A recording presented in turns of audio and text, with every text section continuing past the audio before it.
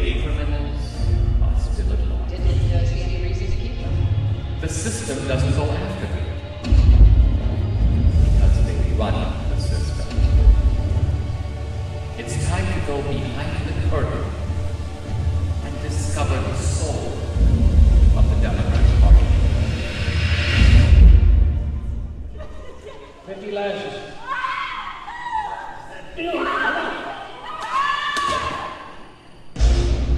Democrats support slavery.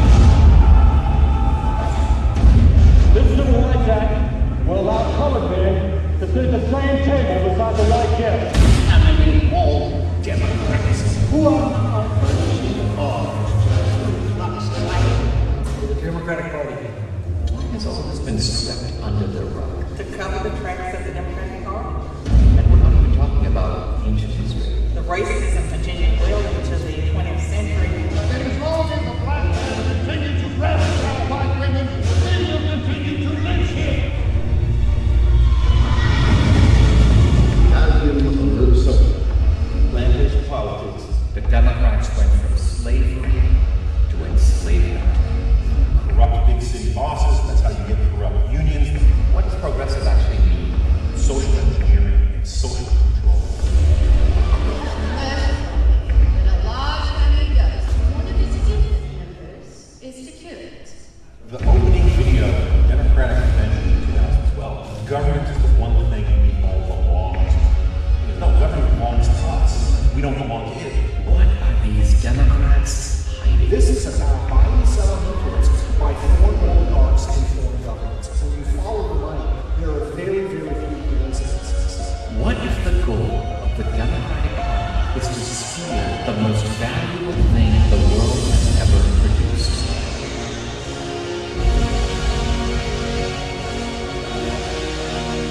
What if their plan is to steal America?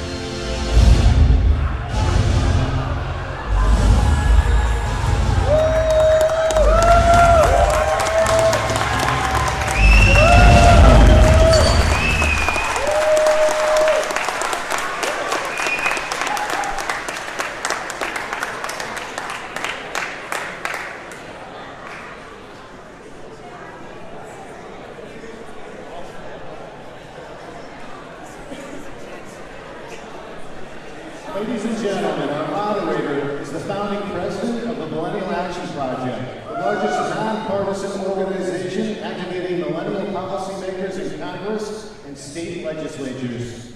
His work has been featured in the New York Times, Wall Street Journal, Washington Post, and CNN.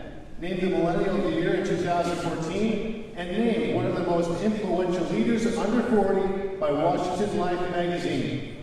Please welcome Steven Olikara.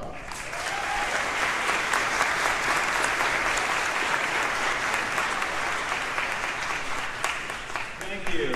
How are we feeling today? We're ready for a debate between Dinesh and Cenk. All right. Well, we're going to have a good time tonight. That I can tell you. So I have the great pleasure of moderating this debate, and we're going to have a constructive conversation. Keyword, the operative word is constructive. But let's bring them out here. First, I want to introduce an award-winning filmmaker, an award-winning author. He has a new movie coming out called Hillary's America. Give it up for Dinesh D'Souza.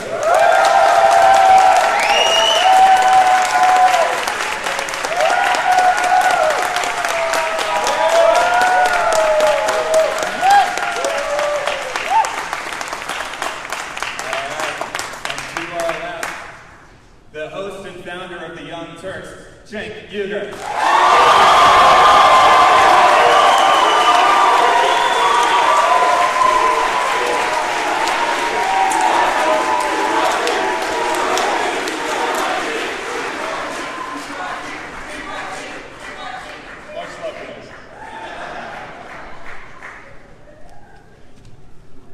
Now, we chatted a bit before backstage, and we're going to run through a range of topics, but, you know, I got to say something off the cuff here. Y'all had a bit of a spat on Twitter before this, and I just want to say what was said here just to bring everyone up to speed. So Dinesh earlier said, "Watch me set up a boot shop in Cenk Uygur's rear and live this Sunday."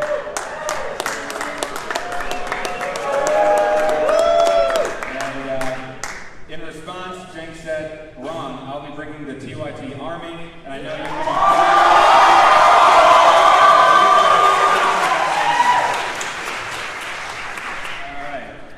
Because in the video he said that I was going to bring a knife to a gunfight. I brought you guys instead.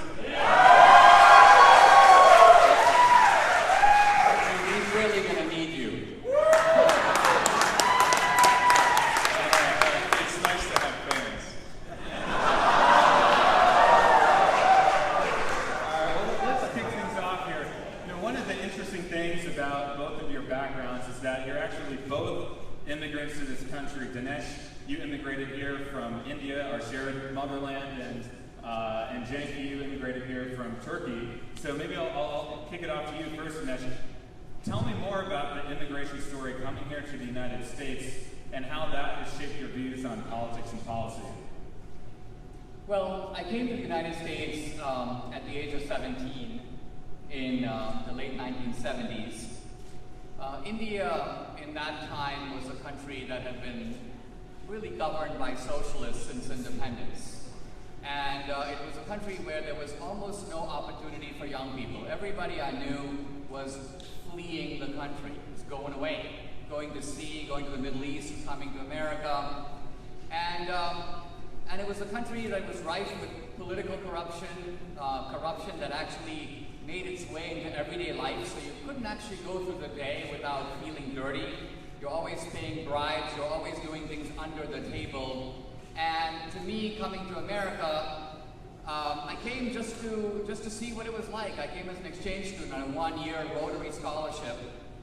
But I realized when I got here that I had sort of moved from the margin of the world to the center.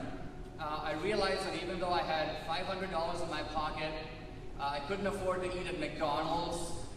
Even though I was in a sense by myself, my family stayed back in India, I realized that if I stayed in America, I could do things with my life that I would never be able to do if I stayed home. And it wasn't just that I would have economic opportunity. It is true that I looked around America and I noticed that in this country, even the ordinary guy has a really good life. I don't even mean the really smart guy or the really hardworking guy. I mean the not so smart guy and the lazy guy. Still has 2 cars and a nice house and indoor plumbing and central air and all kinds of amenities and 14 types of cheese. And so I realized that a country is judged by the kind of life it gives to the common man. The rich guy lives well anywhere. Rich people live very well in India. But what I was looking for is a country that offers that ladder of opportunity up which from a guy at the bottom could start to climb through industry and hard work, creativity. And I also was looking for a country where you could write the script of your own life. So today I'm doing things in media, in writing, speaking, making movies. There's no way I could do any of this in India. So to me, America is a country where you're in the driver's seat of your own future. And that to me is the reason why the American idea is so magnetic.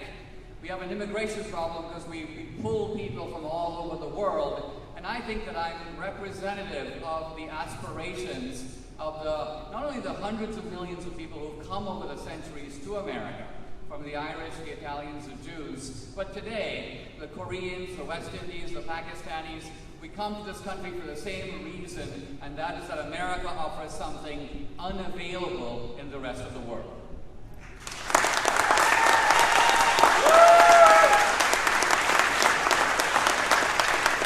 So, you're right. Our stories start out very similar. I came to the country when I was 8. The reason I was able to do that is that my dad was a small olive farmer in southeastern Turkey, and he got a chance to get a free education. And it made all the difference. And so I was also a Republican when I was younger, and then I realized how the world actually works. And so, what I want, where we began to diverge is, I saw that equality of opportunity that my dad had, and I loved it, and I saw that in America, and that's why we chose to be American. So, me being an American is not an accident of birth. It's not, hey, I happen to be born in a particular state. No, we were born outside the country. I came here. I love this country. I want to defend the ideas and the ideals that it stands for. But for me, unlike the conservatives, it's not, hey, everything we've done is fantastic, including the wars and the colonialism and the slavery and the what we did to the Native Americans, and all these things are wonderful because we did it. We're Americans. No, the idea is, hey, equality of opportunity, liberty, the American dream. This is what we love America for. Let's live up to those ideals.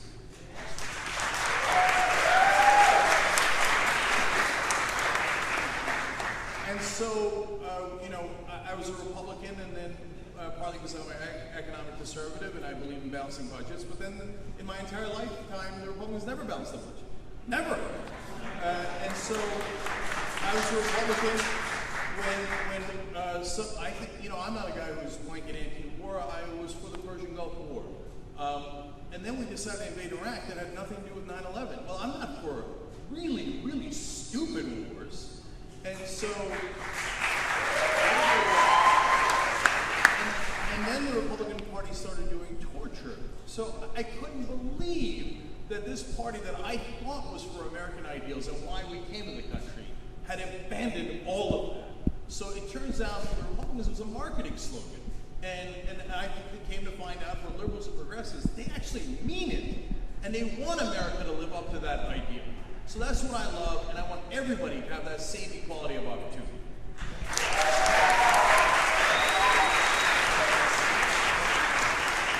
Let's talk about, both of you mentioned equality of opportunity. Let's talk about that topic in the context of the 2016 election and the major candidates.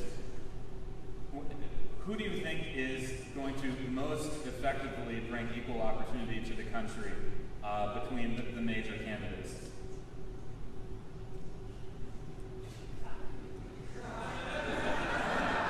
Well, I think it's a little difficult to answer your question for this reason. With Trump and Hillary, you have an unknown against a known.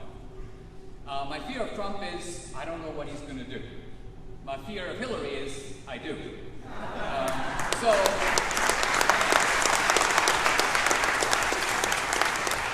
we've got a wild card against somebody who's been in public life all her life, and who's basically been, I would say, on the take from day one.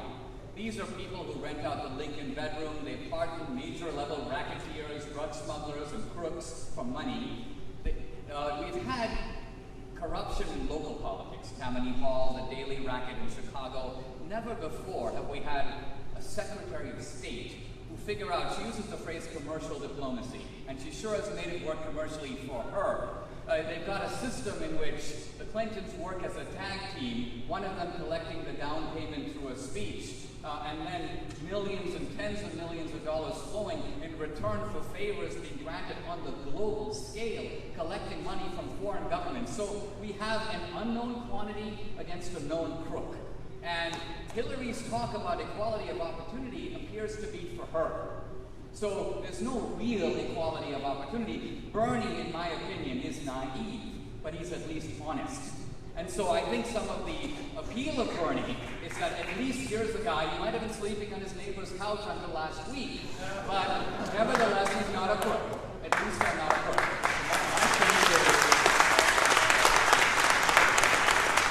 My sense is, Cenk, you don't disagree with all of that, and you endorsed Bernie in the primary, and you've also been very critical of Hillary, so I'll pose the same question to you, but it's interesting, there is some agreement here on this topic. There is some agreement, but there's also disagreement. So let me go one by one. We certainly agree that Bernie Sanders is totally honest, and that's why everybody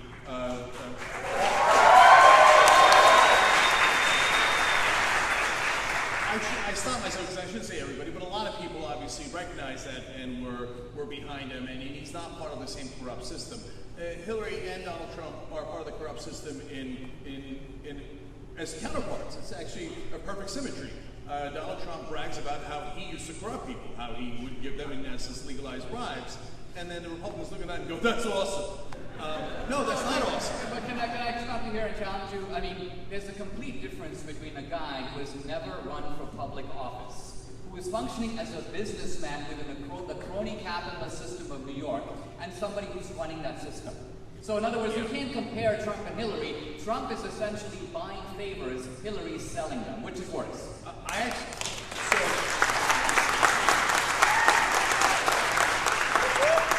let me take some time to address all of that, your question and your point. So I'll start with what you said, Dinesh. So first of all, I have a definitive answer on what's worse. What's worse is the people who set up the corrupt system in the first place. So oftentimes conservatives complain about, big government and they're so crony capitalists.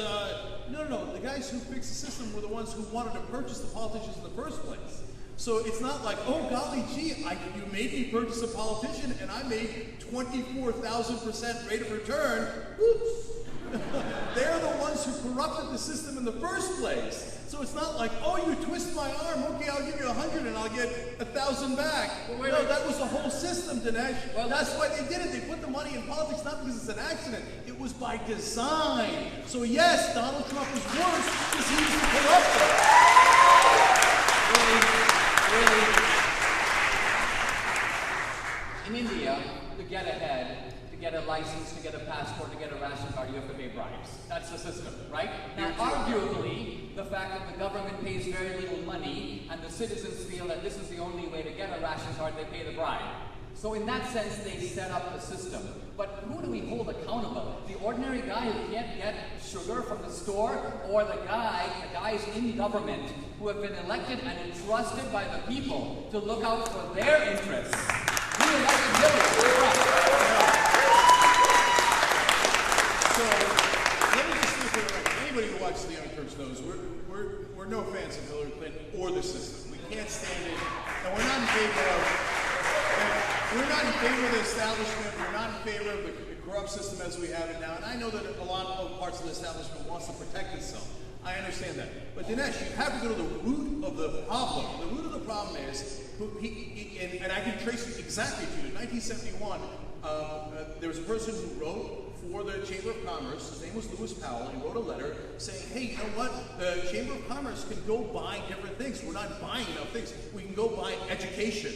Let's go and chair different professors at different universities so that we can strike back against liberals. And one of his brilliant ideas was, let's go buy the Supreme Court. Let's give money to politicians so that they will allow us to influence the Supreme Court. You know what Richard Nixon did? It's like, that's a brilliant memo, young kid. Lewis Powell, you're now on the Supreme Court. And then Lewis Powell was a deciding vote in two Supreme Court decisions in 1976 and 1978 that said, yes, corporations are human beings. Yes, they have speech rights. Yes, they can spend money to bribe our politicians, which is mental. There's not a... Raise your hand. Raise your hand if you think a corporation is a human being. Okay, I got 3 hands here. They must be with you, Dinesh. So that is how they bought the system, lock, stock, and barrel. And then you turn around to politicians who are in this systemic corruption, and you go, it's your fault. And then you go, the business guy's buying them. Don't look at them. Don't look at them. They're the problem. They're both the problem, and you're only looking at one side of it. All right. Number one. I recognize that in a certain Pavlovian sense, to invoke the corporation who's not a human being is to bring a certain kind of automatic applause. I recognize that. But this is true! No, as anyone who goes to law school knows, to say a corporation is a human being is not to say that corporation has lungs and can breathe and can be murdered in the same sense a human being can, but a corporation is a human being in certain defined legal respects. So, human beings can make a contract in which I hire you, you agree to come work for me. Are you telling me corporations should not be able to make such contracts? I can tell you exactly what I'm saying. So, let me explain. So, corporations have 2 different kinds of rights. In the old days, they only had legal rights because they're a legal fiction. We created them. We are their creators. So, and that is how corporations came to be. By the way, the Young Turks is an LLC. It's a corporation.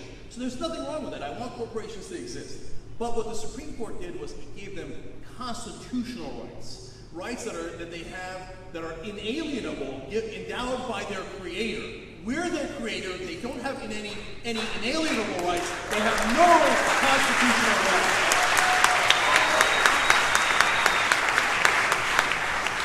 All right. So let's look at some constitutional rights. You have an LLC, so do I. My film company LLC. Does a corporation, which is to say, remember, a corporation in this case is the 8 guys that make up our corporation. Do we have a right of assembly? Of course we have a right of assembly. Do we have a right of speech? Within am I allowed to make a movie? No. No, okay. You have a right to freedom of speech. All right, okay. But a robot that we created that is to maximize profit does not have constitutional rights. Okay. All right. So, this is actually a good test. I'm releasing a movie next month. It's called Hillary's America. Although I'm making the movie, I'm the narrator. It's actually produced by our LLC. What if you and your Young Turks goons show up at the theater and block people from getting in? Is that allowed? Because the corporation has no rights. No, Dinesh, that's not how it works. Does a corporation have free speech rights or not? Dinesh, they have legal rights. It's not that they have no rights. And if you have legal rights, people can't show up and block entrance for other Americans, actual human beings, to attend a movie they'd like to attend. Okay. So the idea of disrupting the movie is only prohibited because he wants to come watch it and he has rights. The actual right to show the movie does not exist, in your opinion. So he has rights and he has a right not to be blocked, not to be assaulted. So that's obvious. And that is the only reason why you wouldn't do it. No, there's many. I don't. First of all, nobody goes to your movies anyway.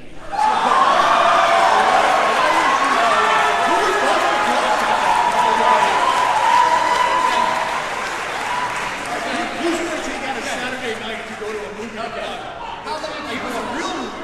many people watch the biggest show of the Young Turks? I'm glad you asked. So we have 210 million views a month, 7 million views a day. Okay. And hold on. What does it cost to watch your show? So you can either watch it for free and you get Okay, advertising, so you get or you can become a member at TRTnetwork.com.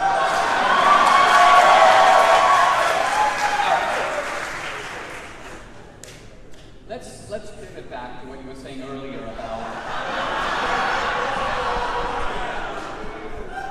about corruption. Hillary, Trump. Seems to me that you bashed Hillary. Now you're trying to back off a little bit. Are you saying that Trump, an unknown quantity, is more dangerous than a known crook? So first of all, Dinesh, you keep calling her a crook, but you just got out of jail.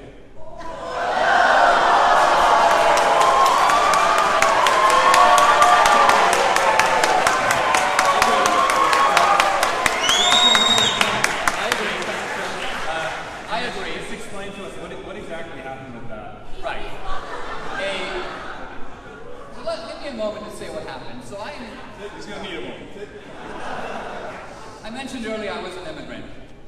It's a peculiarity of the immigration process that you leave your country and you kind of walk on this tightrope between two buildings. You leave India, you come to America, and at some point you're in no man's land. You don't belong over here, you don't belong over there.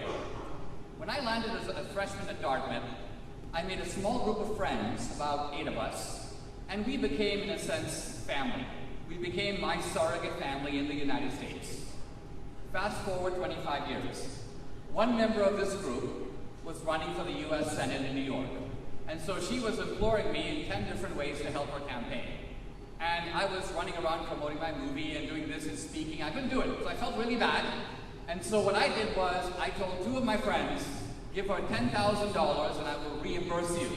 This is not allowed under the campaign finance laws. I exceeded the campaign finance laws. Now, no American in our history has ever gone to prison for doing what I did. Why? Because the campaign finance laws are about corruption. And corruption means you're trying to buy favors. You're telling the candidate, if you do this for me, I'll do this for you. I didn't even tell the candidate. She didn't even know I did this for her. And I was doing it to help a friend. So this is a really good example of how Cenk, he knows Hillary is a crook. He knows she buys and sells favors. He knows that the Clintons would sell pardons to people who would give them hundreds of millions of dollars in exchange. There's no comparison between that and my case. But he's using my case to cover for his gap.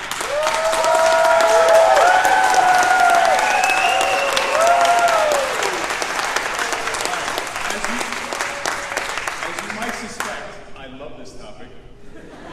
So I'm not covering for Hillary Clinton at all. I just spent, what, a year telling you everything that's wrong with Hillary Clinton. And I get to do that because I didn't spend time in jail for corruption. But you did. No, I didn't. You did. No, I didn't. Okay. No. There is actually a charge called corruption. I wasn't even charged with corruption. What were you charged with? I was merely charged with exceeding the campaign finance law. Yes, breaking the campaign finance law. By the way, way, which takes a special kind of genius in an era where we've legalized bribery to go to jail for not being able to figure it out. That's right. And what does that tell you? The fact You didn't that do it very well. That's what it right. means. The fact that I do something unbelievably stupid, right? Agreed. And the fact that the Obama administration puts dozens of FBI agents on me, goes through my tax returns, reads all my books, this suggests that this is not a simple matter of this guy did something super dumb. People who do super dumb things without trying to be corrupt don't go into the lockup. You know this. So let me ask you have this. all these conspiracy theories, but you know who else has a dozen FBI agents pursuing her? Hillary Clinton. So it's not like the Obama team's like, no, not Hillary. They have a dozen FBI agents pursuing her as they pursued you. So where's the bias? There's no bias. That is their nominee. All right. You should give them credit. You say right here on the record, President Obama's incredibly fair. Let me ask you this. Well, if my crimes were proportionate to Hillary, it would be fair. Look, I don't like that she set up a private server in her house, and I'm worried about that. But you clearly broke the laws. You admit you broke the laws. That's why you went to jail. She never went to jail. Let me ask so you this. you're the worst person in America to criticize her for being corrupt. I mean, you literally broke the laws regarding corruption. And you made a whole movie about it. That's what's amazing. Can you name any person in American history who has given 20 grand over the campaign finance limit and served 1 day in the lockup? But Dinesh, Can you? did it. Can you? Did it. All right. Did it. So I'm not an expert on the campaign finance crooks of American history. All right. I do know one, and he's on the stage with me. Okay. All right. Here's a guy. Let me make you a little more expert on this. There's a guy named Chuck Wall, Asian Indian guy. We Asian Indians appear to specialize in the campaign finance violation area. In any event, this dude gave $180,000 in straw donations to Hillary Clinton and a whole group of Democratic candidates. His case came up the same time as mine. No prison, no confinement, he got a fine, he got community service. Now here's my point. You keep saying you did it, but anybody who champions justice knows that justice isn't just a matter of did you do it. It's a matter of does the penalty fit the crime? Do other guys who did the same thing get the same penalty? That's the America.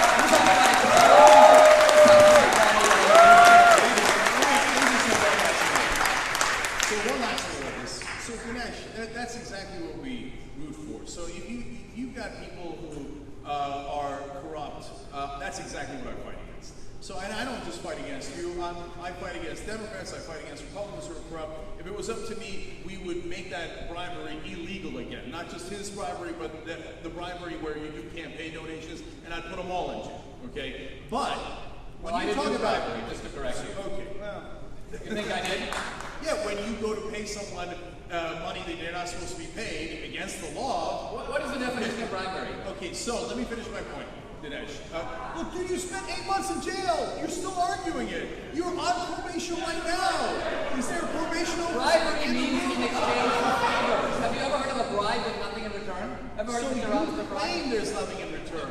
You claim there's I nothing don't in return, claim that. but a The court government claims decided that. that you were guilty and put you in No, prison for 8 the months. government didn't accuse me of any So to bribery. finish my point, before Dinesh went into prison, he said that Mexican immigrants, unlike immigrants who travel for a far distance like he did or I did, were, quote, parasitic.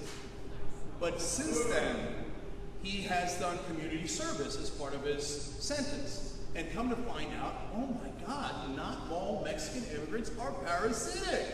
So Dinesh, I want to give you credit for that.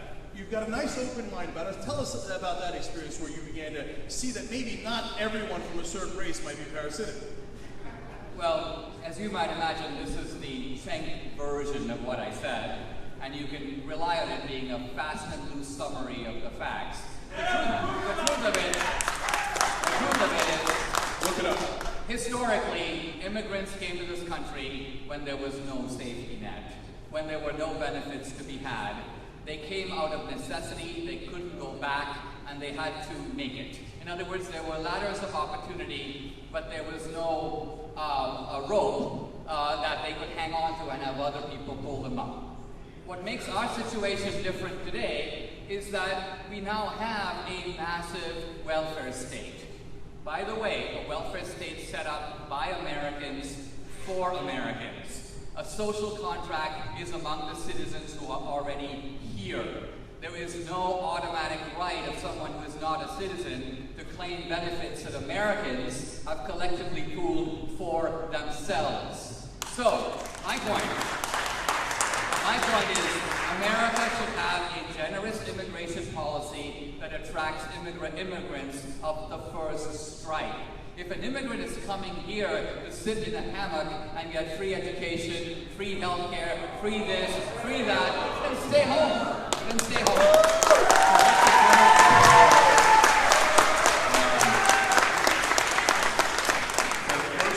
My first strike, I feel good about that, I guess. So, Cenk, as we think about this general election, are you going to be endorsing any of the candidates, or are you going to write in someone, or what's the plan? No, I never even technically endorsed Bernie Sanders. Everybody knows that I support Bernie Sanders because I support his policies. We're very honest about that. But my job is to analyze the news. So when Bernie Sanders I thought was wrong about gun policy, I talked about that. When I thought he was, for a brief moment, being hypocritical about superdelegates, I challenged him on that when he was on my show. So I will challenge Hillary Clinton throughout the election. I will challenge Donald Trump throughout the election. And I will hear out all the candidates, Gary Johnson, Jill Stein. I'll hear them all out, and we will cover the news fairly.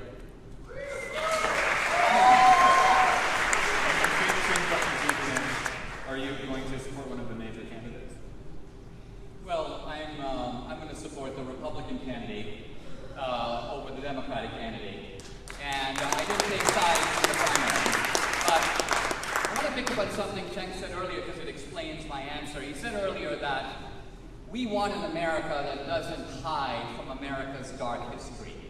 He goes, America has done terrible things to Native Americans, to blacks, slavery, segregation, and so on. And we don't want to conceal this history. I want to invite you to go see the movie next month. Here's why. It actually makes a startling argument.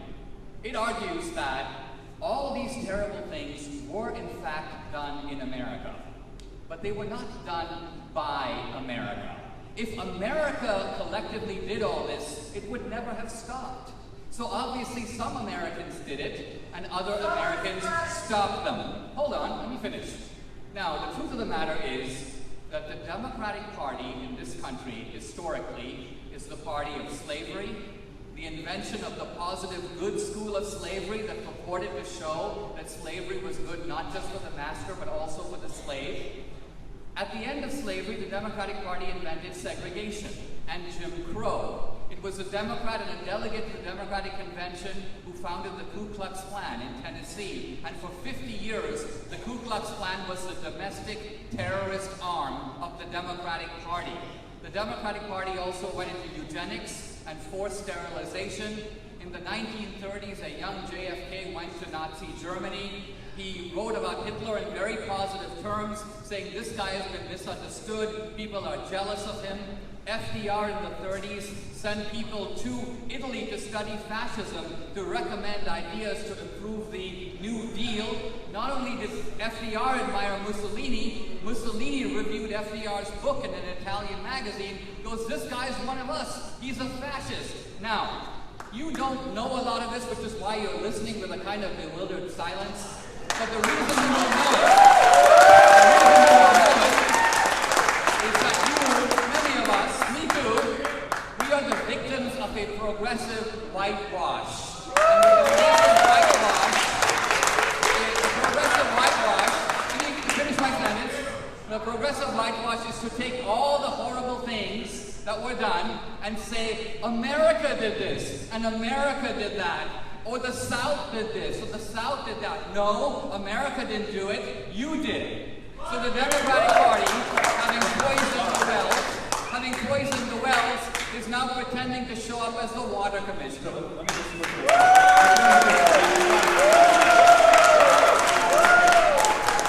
So, Dinesh, part of the reason I want to do this is just like with agriculture last year, I really want to know if you're on the level. All right. That's what I'm curious about. Because do you not know about the 1964 Civil Rights Act? Do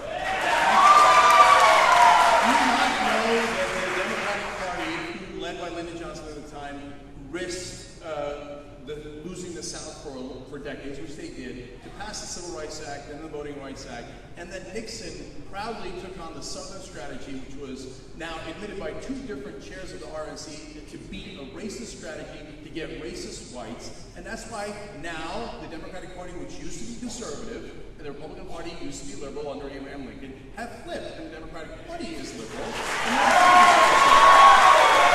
So, hold on. I mean, I'm not anywhere near done. So you say FDR and Mussolini said some nice things about each other like decades earlier. I don't know if you know this. They later went to war against one another. So you have a history of telling only half the story in a preposterous, comical way.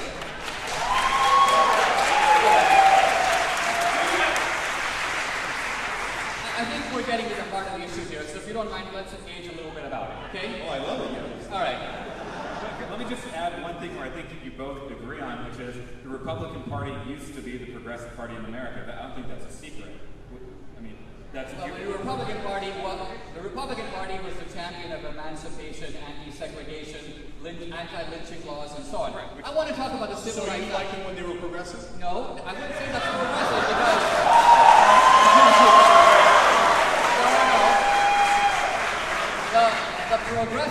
The progressives of the time were into social engineering, eugenics, forced sterilization.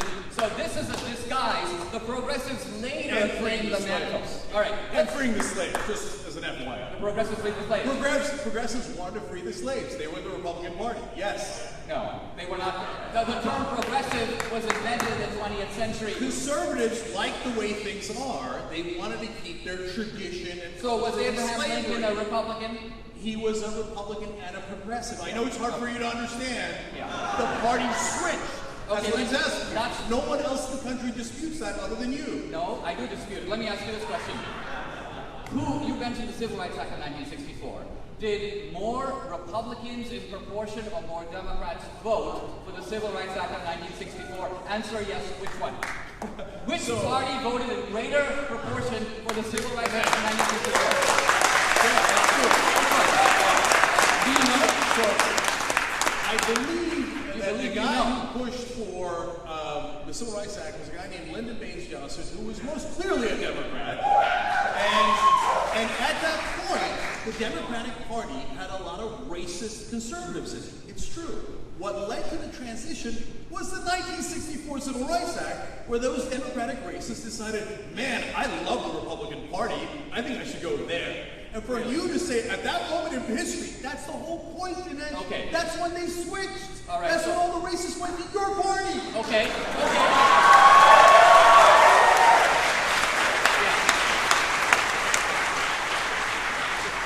So I take it that this is a backhanded admission that far more Republicans proportionally voted for the Civil Rights Act than Democrats, right? Okay. You admit it. You started capitalizing when you admit it. Now, you say that that's when they switched. So let me ask you this. We had the Voting Rights Act in 1965 and the Fair Housing Bill in 1968. Let's take the Fair Housing Bill. Did more Republicans or more Democrats proportionally vote for the Fair Housing Bill? Which one? So, Dinesh, let me try it again. Let's try this one more time. So, Republicans were more progressive. They were the progressive party, so they would push for things that were progressive until those events in that exact time period, Dinesh. And then a lot of them thought, under Nixon, and he wasn't president yet, and when he ran, he said, hey, I got a great idea. Let's get all those racist Democrats to join the Republican Party. Let's run on racism.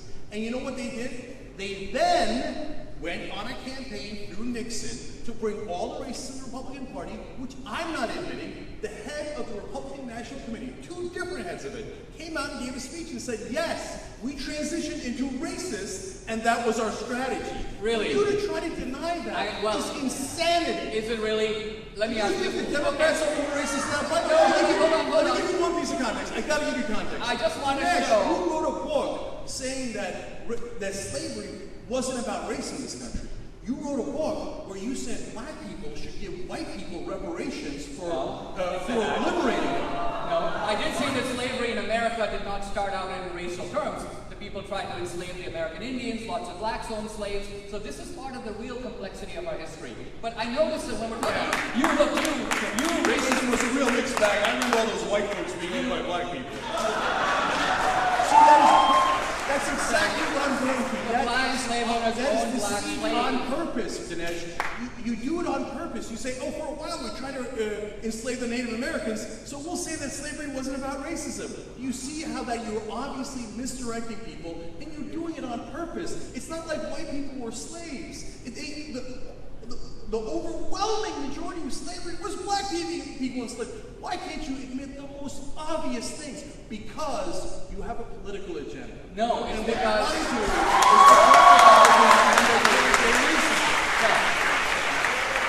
I notice that every time I try to pin you down, you try to switch the topic or reframe the vocabulary.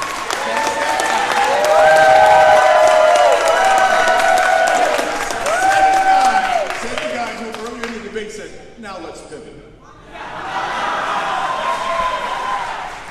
You mentioned Nixon, right? Nixon's Southern strategy based on open appeals to racism. Let me ask you this. In 1968, who won the Deep South? So, look, I get it. You don't know. I get it.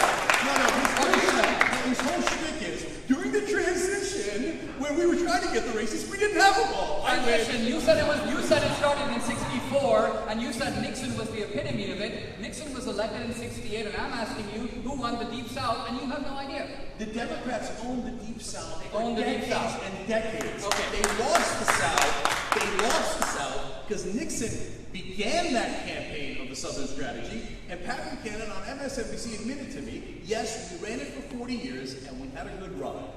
So, like, for you to take the point where they started and go, they weren't completely and utterly racist yet, because their mission had not yet been accomplished. It's not a winning argument. So you're basically arguing that a lot of Republicans, a lot of some Democrats supported the Civil Rights Act and the Voting Rights Act. So is that a good thing or a bad thing for them to do? Like, No, I'm saying it's a very good thing. What I'm getting at is this. Progressive historiography has claimed for the left and for the Democratic Party credit for a civil rights movement in the 60s that was actually done largely by the Republican Party. If the Democratic Party had been the only party in America, none of these laws would have passed. Now, you don't find that in your textbooks. You don't find your professors telling you this. You won't hear about this on the Young Turks. Why? Because they're now doing cover-up for the progressive. It's purposely misleading. That's why you don't say it, because it's purposely misleading. Is the grass green? Well, sometimes it's yellow. Got you. All right, so do you think that black people should give white people reparations? No. Okay, well, how about that when you wrote in your book about it? Hey, they should be so happy about being liberated, they should give white people money. That's not what I said. That's not what I said. Let me tell you what I did say. And this is why, actually, we're having a debate with politics and entertainment, but we can't get to these issues if we don't frame the other person's argument fairly.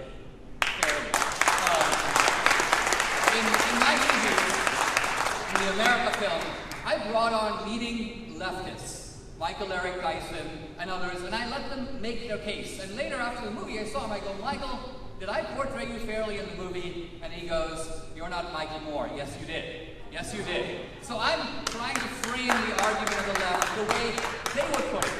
But you're not doing that. You're basically picking a line, you don't even have a quote. But you're just throwing it out there, relying on your guys to go wild. And that's not really the way.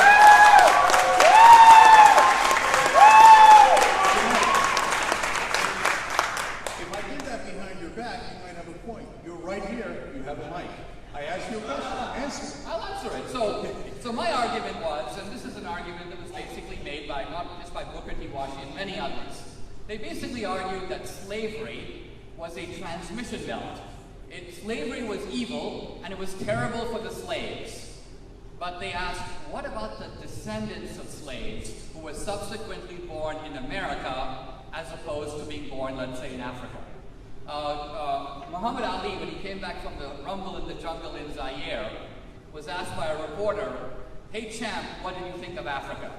And he goes, thank God my granddaddy got on that boat.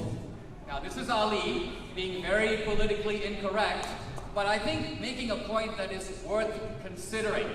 And that is to say that there is great value. We immigrants go through great difficulties to come into the orbit of Western freedom. So this is the complexity of the point I was making, that the slaves in America were worse off, but their descendants born in the orbit of American freedom, in a land of opportunity, are in fact better off.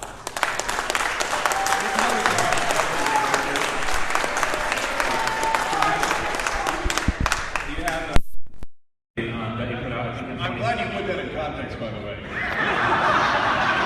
I'm sure the slaves were so thankful. You made a cogent point there. Congratulations, you've been put in the orbit of freedom, ironically, through slavery. Hundreds of years of slavery. That is a curious orbit of freedom. Don't worry though, your great-grandkids one day might be free after I whip you, I own you, I kill you, I separate your family, I rape your wife. After all that, your great-grandkids might be in the orbit of freedom. Why, thank you so much.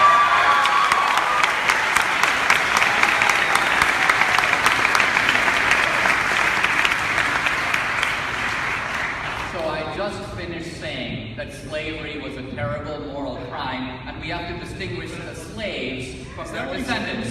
That's what I did say. You weren't listening because you've trained your ear to jump before you think. You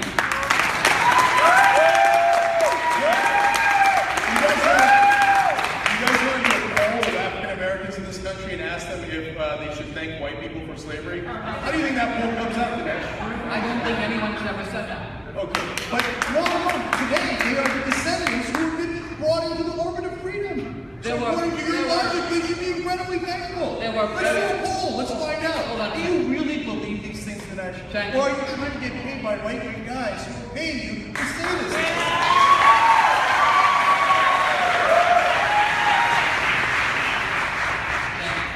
There are penniless Irish driven out by the potato famine who came starving to America. Their lives were actually, in many senses, worse. But their descendants, born here now in America, obviously enjoy freedoms that their ancestors didn't have. So I don't understand why you are, I don't know if you're being vile or being stupid, but it looks to me like you're, it's some bizarre combination to refuse to try to understand what I'm saying. No, I think I got it. You got it. I think I got it. Let me ask you about another book you wrote, where you said that 9/11 was because of Planned Parenthood, Nancy Pelosi, and Brokeback Mountain. Really? That's what I said. Yes, and then you can clarify. Go ahead, clarify. That's what you have in mind. Sure. Yeah. So in my book, The Enemy at Home, I raised the question of, when you look at the propaganda of the radical Muslims, what are the themes that they emphasize to recruit on the Arab street?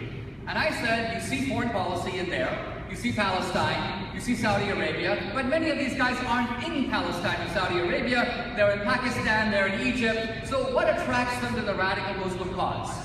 I said, this whole notion of America as the great Satan is an attempt to capitalize on the values of Hollywood that are projected abroad. Now, here we have to realize, we're not just talking about radical Muslims. Throughout Asia today, there's a slogan that's gathering currency. It's called modernization, yes, westernization, no. And this is traditional people all over the world who want Western technology, and they want constitutional rights, and they want democracy, but they don't like what they see as some of the more shameless aspects of Western culture shoved down their throats. This is a real issue worldwide. Look at the recent case in Orlando. If anyone thinks that there's no merit to this, just read the book. He doesn't read books. What he does, he makes these nutshell entitled his books. There's a big difference. But you talk about them. You don't read them, but you talk about them because someone gave you the one sentence. Have you watched every one of my shows? No. How dare you? You don't talk about it. All right, by the way, you just said, yeah, liberals caused 9/11. That's your argument, right? I said that not the real American, not actual American culture, but the projection of American culture abroad is giving aid and comfort to the radical Muslims who are using it as an effective recruiting tool. I think they are. So when you support Back Mountain, that was just a coincidence that movie happened to be about homosexuality? No, I'm actually saying that the trumpeting of values like homosexuality, feminism, in third world cultures becomes a way of people saying, we don't want that. We don't want that over here. You join me to fight against the great Satan. So that homosexuals caused 9/11, and you say the spreading of homosexual culture caused 9/11. That is very sophisticated. I missed that nuance. By the way, the oldest trick in the book for people who write obnoxious, horrible books is, or if a decent person doesn't read them, well, you didn't read them, okay? It's the oldest trick in the book. Yeah, I saw the trailers for your movies. They're preposterous. I saw I read the introductions and the summaries of your books that are, what an enormous waste of time, because the whole thing is to mislead everybody. That is the whole point of the book. So for example, you talk about Obama's rage. So that's like, if you don't know, that's a classic racist trope, the angry black man. So he wrote a book about it, and then one of the supporters goes out, it's true, right?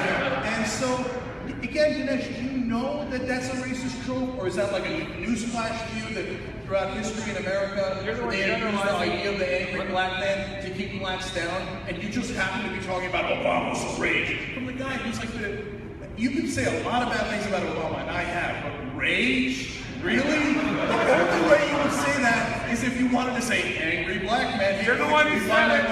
Will you buy my book, White Racist? So let me add some context to. So he released a movie in 2012 about Obama's America, and you made some prognostications about 2016. So I think this is interesting. We're in 2016. Maybe you could do a self-inventory of which predictions came through. And be honest, I mean, no one can predict the future, so it's totally fine if you didn't get everything right, and we'll have you respond. So the trope of black rage is something that is within American culture. The idea of, it came out of the Malcolm X talk, for example, about the good Negro and the bad Negro. There's a whole history here. I've written a 2,000-page book about this. My argument about Obama is different. Even they didn't buy. My argument about Obama is a little different. My argument was that if you actually read Obama's book, he is less a figure of the civil rights movement of America than of the great anti-colonialist struggle of the Third World.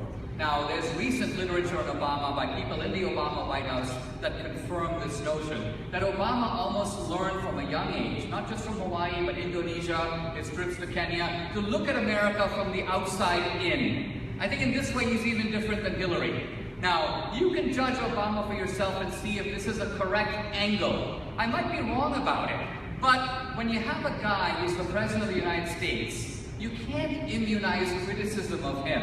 It's not the same thing as me talking about a bunch of kids in the inner city. I'm talking about the president, and if you say, you can't say he's angry because you're appealing to the ancient trope of black rage, we would not be able to have free criticism of our leaders because they would just constantly be blocking it on this and blocking it on that.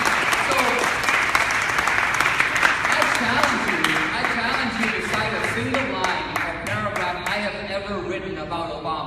that is racist in any way. No one has even alleged that. And so what we're getting here is alleging it. And I think the name of the book is Obama's Rage. Okay, yes, that's my quote.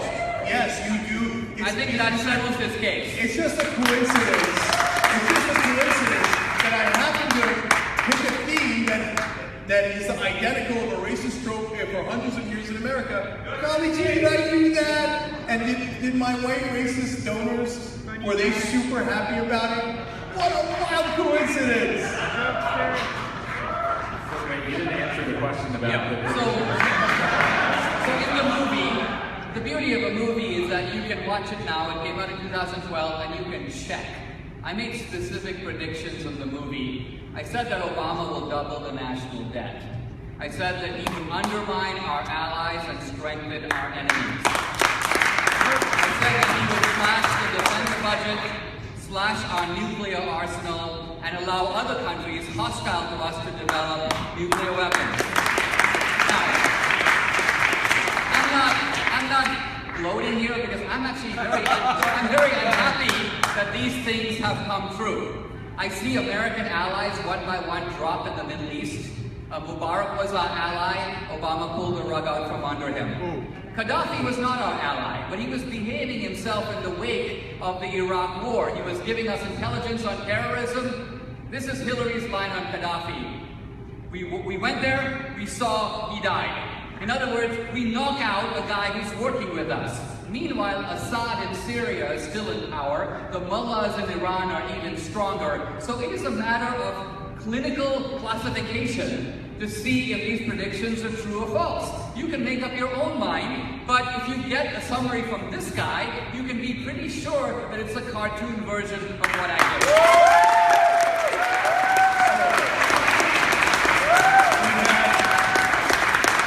We had another case of a classic Dinesh D'Souza attempt to mislead.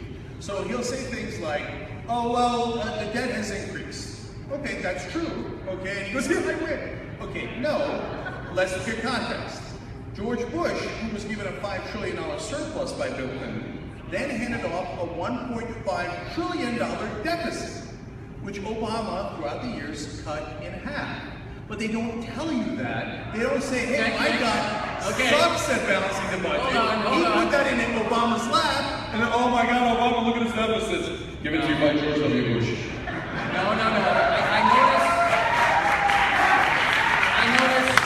I noticed a very cunning slide from the concept of the debt, which is an aggregate of our obligations to the deficit, which is an annual total. Very clever. Yes, it does. So let me ask you this. You guys created that deficit. Really? Led to that debt. All right. What were the average deficits in the 8 Bush years? Okay, so this is another classic.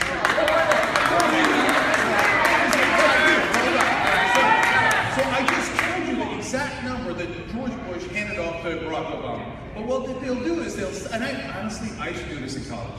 You'll study specific facts and then put them in there and think, wow, look at that. So he memorized the 8 years. And then he'll go and turn around to seem smart. Do you know the exact number for those 8 years of the deficit? I just told you exactly where he started and where he ended up. The fact that you know that, oh, well, in 2007 it wasn't as large as it is in 2008 is irrelevant. It is done as a debating tactic. The point is, he was given a $5 trillion surplus and he exited with a $1.5 trillion deficit. That is because he sucks at balancing the budget, and then you want to blame Obama for it. That is your attempt to mislead.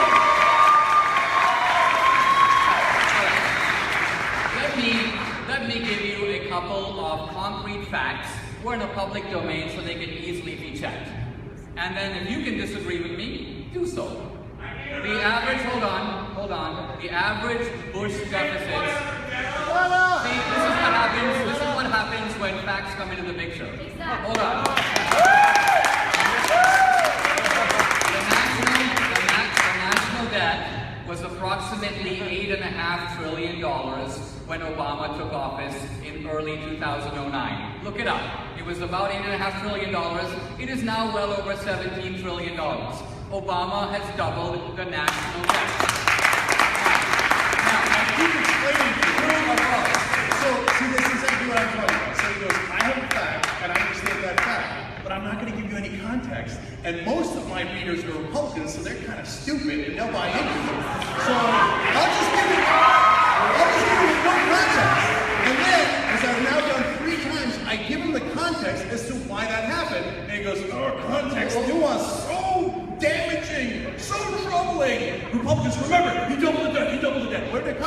Dinesh, where does the debt come from? True or false? Does it come from deficits?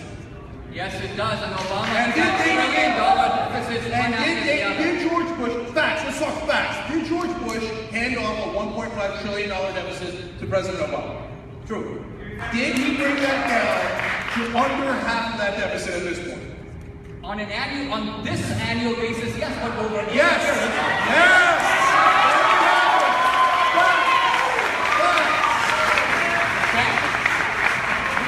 But what about the debt? No.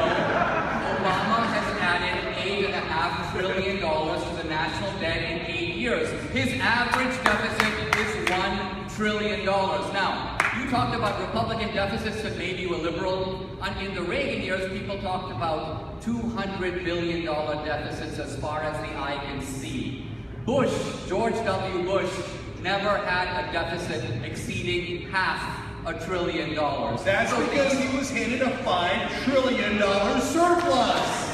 Context. Facts. You attempt to mislead, I clarify. You do this all night long. By the way, let's have fun. Who's the last Republican president to balance the budget when he left office? Because Republicans are good at that, right? Who's the last president? Reagan. Wrong. Eisenhower. Wrong. Look it up. You think Reagan left office with a balanced budget? Hold on. Is that what you're saying? Hold on. Okay, now comments. I agree. Reagan had modest deficits, but under Reaganism, two things were happening. One was a massive peace dividend from the end of the Cold War. You talk about the Clinton surplus. So you're giving excuses. I'm talking about the Clinton surplus being the product of the technological revolution and the end of the Cold War. So, let's review facts. The only ones who balanced the budget in our lifetimes are Democrats. The Republicans have a lot of excuses. Oh, golly gee, we have this and the thing, and by the way, you were wrong. See, I can do this too. I know a fact he doesn't know. It was Eisenhower. Okay, that's a cute little debating trick. Okay, who's the last Republican president to balance the budget in any given year rather than the end of their administration? Oh, you don't know it, I win. See, it's a debating trick. It's a debating trick. No, it's Nixon. Because, hold on, your fact, look, we're talking about facts with significance, right? We're talking about facts. So, let me ask you this. In Obama's term, did the national debt double, yes or no? I can't believe we're back to this. That's the thing with Republicans. You gotta explain it and explain it. You see, deficits. Yes. Deficits will be, okay, all right. I thought I did it 4 times. So there's an issue that we've talked about that both of you think is important. That's the issue of crony capitalism. What do you think are some reforms that we can enact to make the government less corrupt?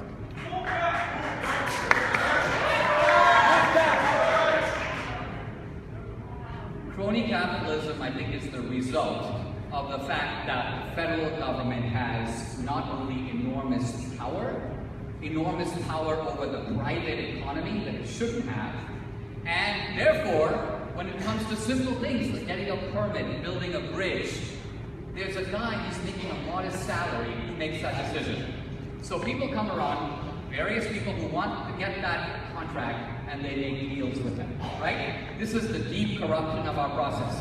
The founders had actually a very good solution to it, and that was reduce the power of the federal government to control so much of the economy, to control oil drilling and education and healthcare, and that's going to make it less possible for corrupt people who are in politics to be so corrupt, and it's going to reduce the incentive of people in the private sector who should be competing with each other to compete with politicians like Hillary to put money in their back pocket. Okay, I love this. Let's break this down. So, first of all, the Republicans have a talking point. We're against big government. Okay, great. You're against the giant military, the largest government program we have? No, I love that big government. Okay, great. You're against intruding on a woman's right to choose and getting between her and her daughter. No, I love that big government. Oh, I love that big government. I love the government so big it's in your ovary. Okay. So why do they do it? So there's the interesting one. Why do they do it? So it isn't because they're concerned about big government. It's because they want lower taxes and less regulation. So that way they can save money. They can save money if they have less safety features in their mine, but your family might die in a mine accident. But they saved a couple of bucks with a talking point about smaller government. And look, any tiniest little change in the tax code gets the rich billions of dollars. Why do you think they do the crony capitalism in the first place? Why do you think they send Dinesh out with his talking points? So that he can convince people, let's form smaller government, by which I mean less taxes for me and less regulation so I can take more risk and do more pollution. Notice the question was about controlling corruption in the political process, i.e. buying politicians. He didn't have anything to say about that, so he switches and starts talking about mining accidents. Great. Which are not the subject of the discussion. Great, let's do it. Thank you. So, you want to realize, so I'm telling you what the problem is, and I'm telling you how they're trying to mislead you to get the rich even more benefits. By the way, you want to talk about welfare queens. The capital gains tax leads to, there's no reason why it should be lower than the tax that you guys pay. But if you're in the highest bracket, you now pay around 39%. If you have capital gains, you only pay 20%. And they go, that's for everybody. No, it's not. It's actually only 47% of Americans have money in the stock market. That is, it goes to, ironically, the 47% who are welfare queens. And of that, only the 5% gain 2/3 of all the gains from capital gains. You know what that costs us? $51 billion a year. So they are the welfare queens, and now let me explain to you how we're going to stop them. So the way that you stop the legalized bribery and the corruption is you say, hey, the money you are using for that bribery, you cannot give to politicians anymore. You cannot give into the political space anymore. So I'm going to unlegalize bribery. So what you do is you get money out of politics. And I created an entire organization for this. So, Wolf, by the way, you asked if I'm doing anything about it. It's called wolf-pac.com. Get money out of politics and end the corruption. If you agree with me, right, brother? By the way, this is great. This is the guy who got arrested for putting more money into politics. You agree that there is some corruption and bribery in the campaign finance system? I totally do, and I think that the campaign finance laws exist to get people who are buying favors. Now, people are buying favors all across the political process, and the queen of this is actually Hillary. Now, let's say we pass Cenk's law. You can't bribe politicians by giving them money. Now, the Hillary setup is far too cunning for a guy like this. Hillary's setup is, if you want a deal, don't talk to me, talk to Bill. Bill will come and give a speech for 20 minutes, you pay him $750,000, more than double his normal speaking fee, that's your down payment. Then, without me ever talking to you, I will do what you want. Then you give the Clinton Foundation $33 million. This is what's going on, and this is the politician he's covering for. But pretending to be the champion of stopping the corruption process. He says that. You didn't watch my shows, did you? I don't cover for that. In fact, I cover that all the time. Well, you're covering for it tonight? No, I'm telling you. I was in the middle of saying about how corrupt the Clinton Foundation is when you interrupted me. Okay. So, that's exactly my point, guys. So it is. What he's talking about is right. They do. That's why the Bernie Sanders campaign said, you think that Goldman Sachs is paying Hillary Clinton $225,000 for their health? No, they're looking to corrupt her. They did that 3 times, $675,000. Millions upon millions going to Hillary Clinton, going to Bill Clinton. Okay, so my point, but Dinesh, yes, they can do that, Dinesh, but if Wolfpack wins and we get that constitutional amendment, you're going to have public financing that says, yes, Hillary Clinton, you can have that corruption, but we are going to have an even debate. So you will have X amount of money, and your Republican counterpart will have X amount of money, and we will hear you both out without one of you buying a larger mic.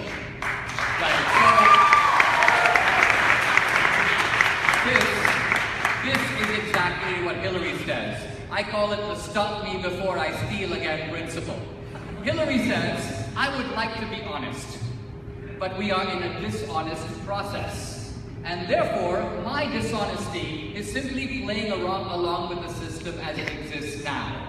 And so therefore, to propose some hypothetical future rule when we are dealing with the queen of corruption right now, the question I want Cenk to answer, and let's watch him cut this one. Can any progressive in America, in good conscience, vote for the queen of corruption, Hillary Clinton? So, first of all, here we go with loaded questions. So, will you vote for the queen of corruption? I can't tell if that question's loaded. When did you stop beating your wife? That's just one of those questions. Although, if you go read your divorce records. All right. So she's not the queen of corruption. This is what I mean by covering her. She's not the queen of corruption. So I'm going to tell you, look, when you get to the general election day, and I get a ton of criticism from Democrats for this, general election day is the least relevant day. Primaries are more important. Fixing the system is more important. Getting a constitutional amendment to get money out of politics is more important. But when you give me a person who I think is systemically corrupt and a monster who's racist, bigoted, and has no earthly idea what the economy is about, and might crash the entire global economy, and then if I vote for the person who's systemically corrupt, you go,